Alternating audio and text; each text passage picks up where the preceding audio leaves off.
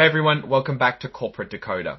Today we are diving into the thrilling world of federal home loan banks. I know, it doesn't sound super exciting, but trust me, there's always something interesting to find when we dig into these filings. It's like corporate archaeology. You never know what you'll unearth. Today we're looking at a report about money stuff. It's about something called creation of a direct financial obligation and off-balance sheet arrangement. In simple terms, it's about how the Federal Home Loan Bank works with money and how they borrow and manage it. Before we start, if you appreciate getting straight insights from corporate documents, make sure you're subscribed. We also have a Discord community linked in the description below. Alright, so what is this all about? This report talks about how the Federal Home Loan Bank of Des Moines, which they call the bank, gets most of its money. They get it from selling what they call consolidated obligations. Think of these as fancy loan papers or bonds. These consolidated obligations are like IOUs, and they're the joint responsibility of 11 federal home loan banks, meaning if one bank can't pay, the others have to chip in. The Federal Housing Finance Agency, or Finance Agency for short, keeps an eye on these federal home loan banks, meaning can even make one bank pay for another's debt if needed. These obligations are sold to the public. They're backed by the financial strength of the 11 banks and not by the United States government.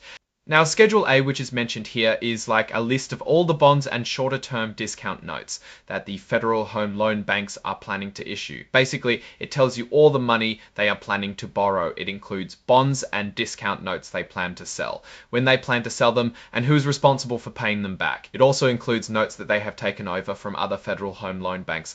The bank wants you to know a few important things while you look through this report.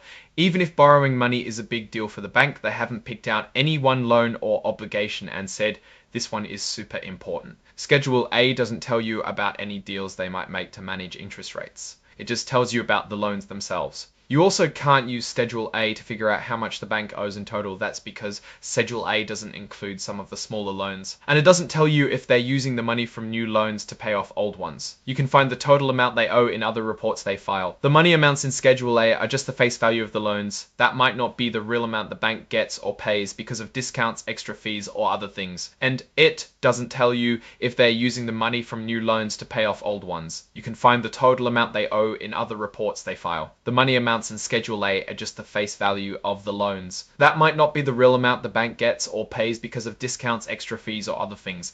Looking at the end of the report, we see there is an exhibit. This exhibit is named Schedule A. Suit here at the IG, looking at the current filing. There are really no hard financial numbers that we can explore. So instead, let's talk about what all this means in the real world. At first glance, this report might seem like a bunch of financial jargon. It's about debt, obligations, and how banks manage their money. But here's why it matters. These federal home loan banks play a huge role in the housing market. They provide funding to local banks, which in turn lend money to people to buy homes. So when these banks borrow money, it affects the availability and cost of mortgages for everyday people. If these banks are borrowing a lot of money, it could mean they're expecting increased demand for mortgages, or it could mean they're having trouble managing their existing debts. Either way, it's something to keep an eye on. The fact that these obligations are backed by multiple banks and overseen by the finance agency adds a layer of security. But it's not a guarantee, and understanding the risks involved is crucial for anyone investing in these obligations or even just planning to buy a home. In times of economic uncertainty, understanding the risks involved is crucial for anyone investing in these obligations or even just planning to buy a home. In times of economic uncertainty, understanding the risks involved is crucial for anyone investing in these obligations or even just planning to buy a home. In times of economic uncertainty, understanding these financial flows becomes even more critical. It helps us see potential risks and opportunities in the housing market and the broader economy. Alright, that's our quick dive into this Federal Home Loan Bank filing. It might not be the most thrilling topic, but understanding these financial mechanisms is essential for making informed decisions about your own financial future. What do you think about the role of these banks in the housing market? Are they doing enough to support affordable housing? Let me know your thoughts in the comments below. If you found this analysis helpful, please hit the like button and subscribe for more corporate deep dives. And don't forget to join our Discord community, linked in the description, where we can discuss these topics further. Thanks for watching, and I'll see you in the next video.